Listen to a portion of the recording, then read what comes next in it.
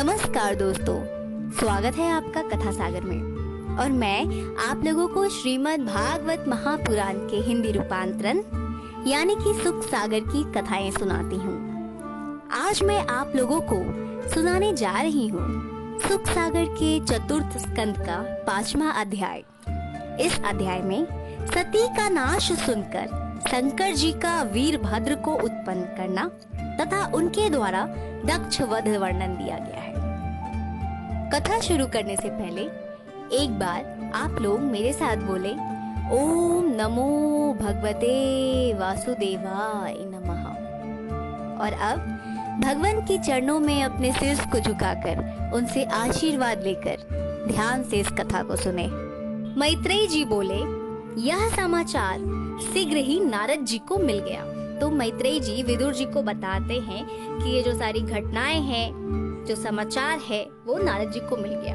अब कौन से समाचार की बात यहाँ पर हो रही है, इस समाचार को जानने के लिए आप एक बार चतुर्थ स्कंद के 4थे अध्याय को अवश्य ही सुन लें। अगर आप सुन रखे हैं तो आपको पता होगा कि कौन से समाचार की बात हो रही है, लेकिन अगर आप नहीं सुने हैं तो आप एक बार 4थे अध्याय को अवश्य ही सुन लें, जिससे आपको ये ज्ञात हो जाएगी कि हाँ, पहले क्या घटनाएं घट चुकी हैं और किस विषय में मैत्रेय जी विदुर जी को बतला रहे हैं। तो जैसे ही नारद जी को वो समाचार मिलता है, नारद जी तुरंत ही शिव जी के पास जाते हैं और उनको सारी बातें बतला देते हैं।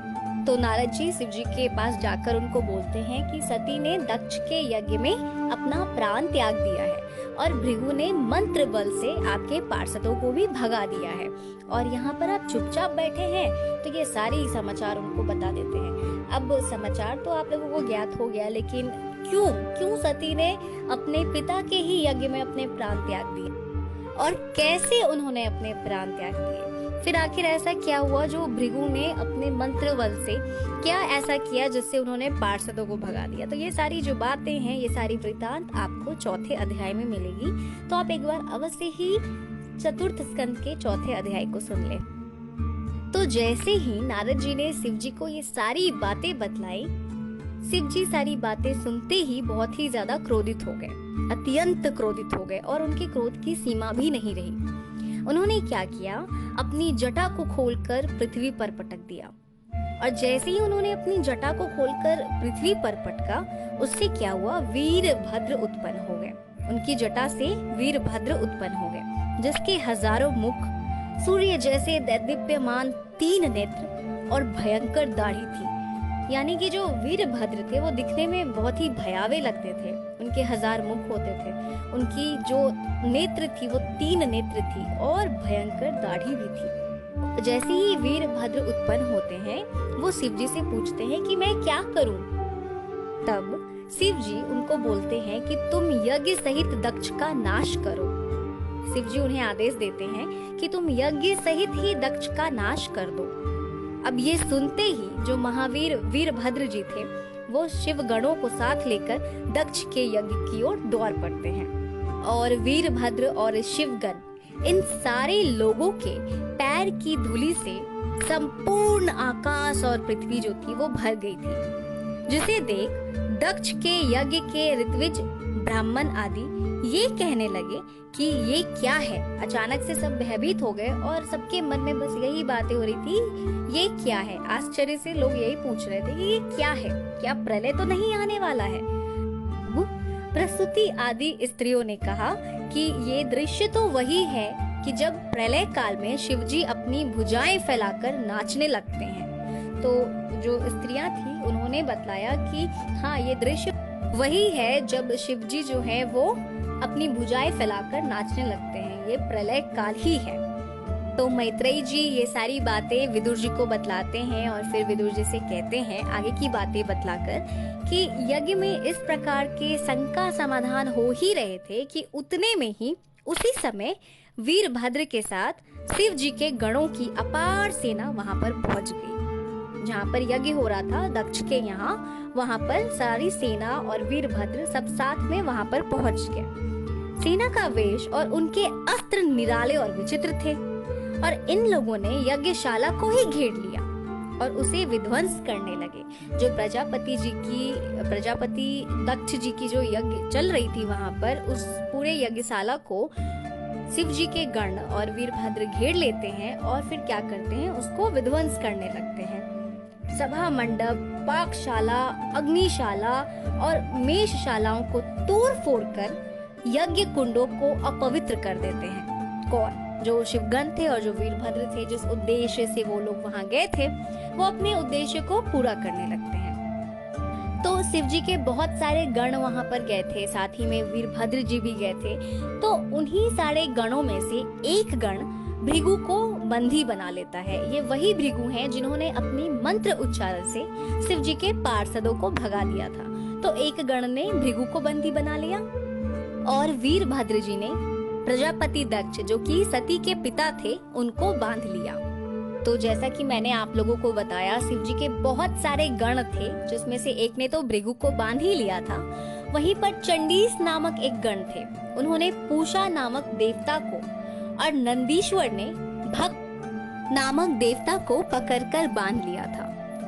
सिर्फ इतना ही नहीं, उन्होंने जो अन्य देवताएं थे और जो ऋत्विज थे, उनको भी शिवगण ने क्या किया कि पकड़ पकड़ कर पत्थरों से मारा। जिससे क्या हुआ कि जो अन्य देवता थे और जो ऋत्विज थे, उनको बहुत कष्ट हुआ।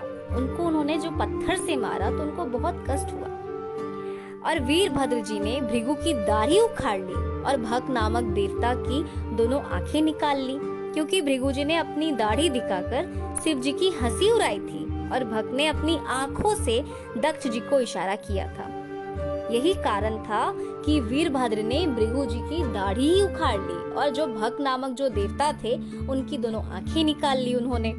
वीरभद्र ने सिर्फ भृगु और भक्त देवता का ही नहीं, बल्कि उन्होंने जो पूषा नाम के जो देवता थे, उनके दांत उखाड़ लिए थे।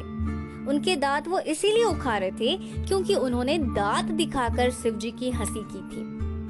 और वीरभद्र ने दक्ष को पटक पटक कर उनकी छाती पर बैठ गए और तलवार से उनका सर काटने लगे, किंतु उनका सर नहीं कटा। तो ये देखकर वीरभद्र को आश्चर्य हुआ कि मैं इतना मार रहा हूँ, सर काट रहा हूँ, फिर सर क्यों नहीं कट रहा है दक्ष जी का। और फिर कुछ सोचने के बाद उन्होंने दक्ष को उनका गला दबा कर मार डाला। और उसके बाद वीरभद्र ने दक्ष जी के सिर को तोड़कर उसे दक्षिणाग्नि में हवन कर दिया और फिर समस्त गणों के साथ वीरभद्र जी कैलाश को लौट आए। इसी के साथ चतुर्थ स्कंद का 5वां अध्याय यहीं पर संपूर्ण होता है। तो सब कोई मेरे साथ एक बार बोले, ओम नमो भगवते वासुदेवाय नमः।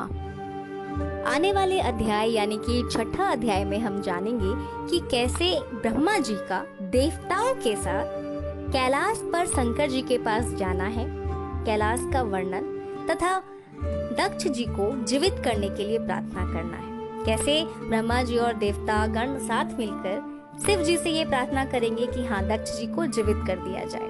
तो ये सारी बातें हम 6ठे अध्याय में जानेंगे। लेकिन उसके पहले आप लोगों से मैं एक छोटी सी विनती करना चाहती हूँ, वो ये कि अगर अभी तक आप कथा सागर के परिवार से नहीं जुड़े हैं तो जुड़ जाएं कथा सागर के परिवार से। सब्सक्राइब कर दे चैनल को, हिट कर दे बेल आइकन। साथ ही साथ मैं ये भी कहना चाहूंगी कि अच्छी अच्छी बातों को, ये धर्म की बातों को, ये ज्ञानवर्धक बातों को अपने तक सीमित करके बिल्कुल भी नहीं रखिए। इसको जितना ज्यादा से ज्यादा हो सके उतना शेयर कीजिए, लोगों तक पहुंचाइए, जन जन तक पहुंचाइए और धर्म की बातों को आगे बढ़ाइए। अब मैं लेती हूँ आप लोगों से विदा। जल्द मिलूंगी चतुर्थ स्कंद के 6ठे अध्याय के साथ। तब तक के लिए आप लोग कथा सागर की सारी कथाओं को सुनते रहिए, हंसते रहिए, खुश रहिए, मिलजुल कर रहिए। अपना ख्याल रखिए, अपने आसपास वालों का ख्याल रखिए और प्रभु में अपने मन को लगाए रखिए। भगवान आप सबकी मनोकामनाओं को पूर्ण करें। ओम शांति।